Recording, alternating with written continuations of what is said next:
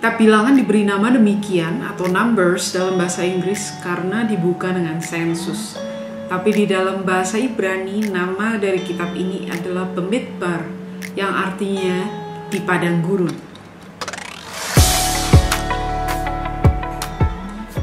Memang kisah dalam kitab Bilangan ini adalah perjalanan orang Israel di padang gurun, mulai dari padang gurun Sinai, padang gurun Paran, kemudian ke dataran Moab, sebelum mereka menyeberangi sungai Yordan dalam kitab Yosua. Pasal 1-10 adalah kisah orang Israel di padang gurun Sinai. Dan di padang gurun Sinai itu mereka mengadakan sensus yang pertama kali. Makanya kitabnya disebut kitab Bilangan. Dan di dalam sensus itu dihitung jumlah orang Israel yang sanggup berperang. Karena sebentar lagi mereka akan masuk ke tanah Kanaan, dan masuk ke tanah itu mereka harus berperang. Sebenarnya hanya makan waktu 1 tahun lebih untuk masuk ke tanah Kanaan. Karena itu diadakan sensus perhitungan. Tapi yang terjadi plot twist. Dalam pasal 1-10 ini dibahas tentang perkemahan, susunan perkemahan mereka, tugas-tugas orang Lewi, pentahbisan orang Lewi, persembahan dalam pentahbisan kemah suci, dan berbagai macam peraturan. Perjalanan diteruskan oleh orang Israel dalam pasal 11-21 di padang gurun Paran. Sekalipun ini hanya beberapa pasal, tapi peristiwa sesungguhnya makan waktu 39 tahun. Jadi ini lama sekali.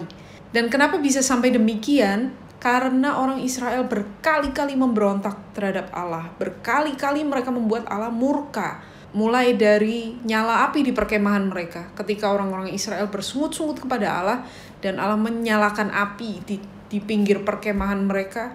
Sehingga menimbulkan musibah yang besar, kebakaran yang besar.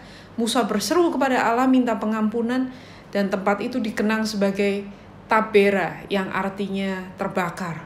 Sampai pada yang terakhir sebelum orang Israel masuk ke dataran Moab. Satu peristiwa ketika mereka bersungut-sungut kepada Tuhan, marah kepada Tuhan, dan Tuhan mengirim ular-ular gurun, ular beludak untuk menggigit mereka. Dan banyak orang Israel yang mati, banyak yang setengah mati, banyak yang kesakitan sekali, dan lagi-lagi mereka berseru kepada Allah. Allah memerintahkan Musa membuat patung ular dari tembaga dan menaruhnya di atas tiang sehingga orang Israel bisa lihat, dan mereka yang melihat kepada ular itu disembuhkan. Dalam Bilangan pasal 14 diceritakan tentang satu peristiwa fatal yang menyebabkan orang Israel, generasi pertama yang keluar dari Mesir, akhirnya tidak bisa masuk ke tanah Kanaan. Allah menyuruh Musa mengirim 12 orang pengintai ke tanah Kanaan untuk melihat bagaimana keadaan tanah itu. Dari 12 pengintai, 2 orang kembali dengan optimisme yang luar biasa dan berita yang baik. Wah, tanahnya luar biasa, hasilnya luar biasa, subur sekali, itu semua akan jadi milik kita. Tapi 10 pengintai yang lain kembali dengan berita busuk. Wow, orang Kanaan besar sekali, kita seperti belalang kecil banget di mata mereka. Lagi pula mereka itu kanibal, mereka makan manusia. Sehingga orang-orang Israel yang dengar jadi ciut hatinya. Dan mereka mulai berseru, kenapa kami dibawa keluar dari Mesir kalau akhirnya kami akan mati di Kanaan seperti ini? Dan mereka terus-menerus marah kepada Tuhan, terus-menerus menghujat Allah. Sehingga akhirnya Tuhan marah kepada mereka. Dan Tuhan berkata, oke, kamu gak percaya bahwa aku bisa membawa kamu masuk ke tanah Kanaan. Terjadilah seperti perkataanmu. Di gurun ini mayatmu akan berhantaran. Dan anak-anakmu yang masih kecil-kecil, yang masih muda, di bawah 20 tahun umurnya ketika mereka keluar dari Mesir, mereka lah yang akan masuk ke tanah Kanaan. Karena engkau tidak percaya kepadaku. Jadi di padang gurun Paran ini, pemberontakan Israel mencapai puncaknya, dan hukuman Tuhan atas mereka akhirnya dijatuhkan. Daerah yang ketiga adalah dataran Moab. Dalam pasal yang ke-22 sampai pasal terakhir 36. Yang masuk ke dataran Moab ini adalah cerita tentang generasi baru Israel. Dan ini dimulai dengan satu kisah yang cukup aneh. Raja Moab yang bernama Balak, dia mendengar bagaimana Israel sudah mulai berperang ketika itu, mengalahkan orang Midian, mengalahkan orang Amori, mengalahkan Sihon, Raja Amori, dan Og, Raja Basan. Ini raja-raja yang jago perang, dikalahkan oleh bangsa Israel, dan dia ketakutan. Dia pikir daerah saya mungkin akan direbut juga. Sehingga dia panggil seorang nabi yang bernama Bileam. Dipanggil Bileam ini nabi bayaran, tolong kutuk orang Israel untuk aku akan kasih kamu bayaran yang besar. Tapi Bileam ini dikuasai oleh roh Tuhan, dan bukannya mengutuk Israel, dia malah memberkati mereka. Dan di dataran Moab ini juga dilakukan sensus yang kedua, karena generasi yang pertama semua sudah mati di padang gurun sesuai firman Tuhan. Di pasal 26 diadakan sensus lagi, dihitung lagi orang-orang yang bisa berperang. Dan di bagian yang ketiga ini di dataran Moab juga sebagian orang Israel mulai settle. Suku Ruben, Gad, dan setengah suku Manasye. Mereka minta kepada Musa, kami mau tinggal di sebelah timur sungai Yordan, daerah yang dulunya adalah kerajaannya Sihon dan Raja Og, Raja Basan. Sepanjang kita bilangan, Allah memberikan firman-Nya, peraturan-peraturannya secara bertahap kepada bangsa Israel. Jadi Allah tetap berfirman, memberikan peraturan-peraturan yang mereka butuhkan, sampai yang terakhir adalah peraturan tentang warisan bagi anak perempuan.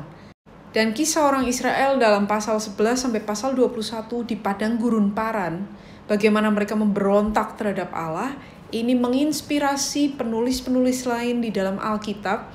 Salah satunya adalah Asaf yang menulis Mazmur pasal 78, di mana dia mengeluhkan tentang bagaimana nenek moyang orang Israel memberontak terhadap Allah dan membuat Allah menjadi murka.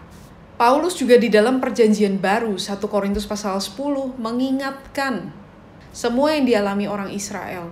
Ini merupakan contoh bagi kita, orang Kristen pada masa sekarang, supaya kita tidak seperti mereka yang tidak percaya kepada Tuhan, mereka yang berbuat jahat, mereka yang memberontak. Yang luar biasa dalam kasus padang gurun Paran ini, Tuhan tidak membatalkan perjanjiannya dengan Israel. Sekalipun mereka berkali-kali melawan Tuhan, mereka berkali-kali menimbulkan murkanya, tapi Tuhan mengampuni mereka, Tuhan mengasihani mereka.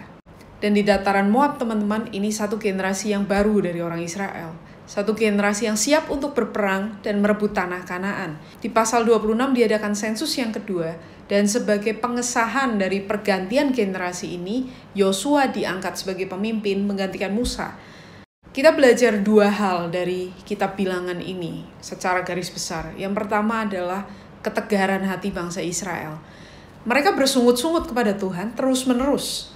Tapi apa sih yang sebenarnya ada di balik sungut-sungut orang Israel itu? Yang ada di balik sungut-sungut mereka adalah ketidakpercayaan. Mereka tidak percaya bahwa Tuhan itu sanggup membawa mereka masuk ke tanah perjanjian. Mereka tidak percaya bahwa Tuhan itu baik. Mereka tidak percaya bahwa Tuhan mengasihi mereka. Dan mereka menganggap remeh kekudusan Tuhan di tengah-tengah mereka. Di sisi lain kita melihat kasih setia Tuhan yang besar bagi orang Israel. Karena Tuhan tidak membatalkan perjanjiannya dengan mereka. Tuhan tetap memegang perjanjiannya dengan Israel. Tuhan tetap menginginkan mereka sebagai umat yang Dia pilih, dan Tuhan tetap mau tinggal di tengah-tengah mereka dalam kemah sucinya. Tapi satu hal yang sangat penting, Tuhan tidak mengkompromikan kekudusannya. Orang Israel tidak bisa berbuat semaunya terhadap Tuhan, karena pada akhirnya Tuhan tidak mengizinkan generasi yang pertama masuk ke tanah Kanaan. Biarlah ini menjadi pelajaran bagi kita sehingga kita belajar untuk menghargai Tuhan sebagaimana mestinya. Kita menghargai Tuhan dengan iman kita. Kita percaya bahwa Dia sanggup melakukan apa yang Dia janjikan. Kalau Tuhan berkata bahwa kita memiliki hidup kekal dalam Tuhan Yesus, itu yang pasti terjadi. Dan kita menghormati kekudusannya. Dia yang tinggal di tengah-tengah kita. Kalau dalam istilah perjanjian baru dikatakan Roh Kudus yang tinggal di dalammu, jangan mendukakan Roh Kudus itu. Sehingga kehidupan kita tidak seperti bangsa Israel. Tidak perlu berputar-putar 40 tahun di padang gurun untuk mencapai tanah perjanjian yang harusnya bisa ditempuh dalam 1 tahun. Sampai jumpa dalam video berikutnya. Tuhan Yesus memberkati.